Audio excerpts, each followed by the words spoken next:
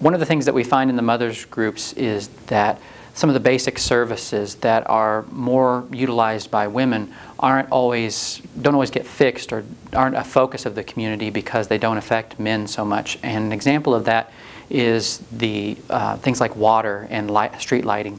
One of the women that I met in Hyderabad, the mother of a sponsored child, her name was Josephine, and in Josephine's community they're about a mile from the main road. And so it was very difficult for them to get back and forth, for the children to get to school and things.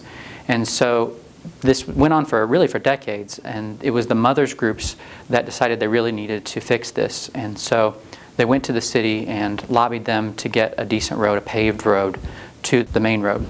It took a long time. It took a lot of pressure and a lot of explanation about why this was so important. Finally, the city decided to do it. And when they did, the mothers said, well, don't pay a company to pave this road. We'll organize the community, and you can pay people and employ people in our own community to pave this road. And that's what happened. So it wasn't until the mothers groups that these kinds of issues became a priority, because for the men, they were making the decisions before then about what they would talk to the government about, what they would lobby for. And the women really didn't have a say in that. Now, as a group, they're going and they're lobbying the government directly themselves for the services that affect their lives. Josephine herself is a really amazing story. Her strength and the way that her participation in the mothers group has really allowed her inherent gifts to flower over time.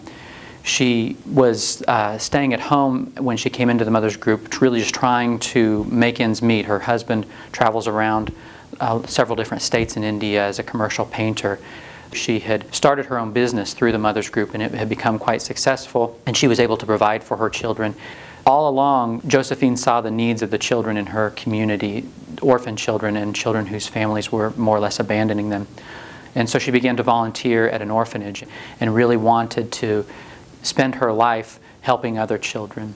And so she's now started her own orphanage, and she's working with about a dozen children and serving these children who, without her, would really just have nowhere to go and no one to care for them.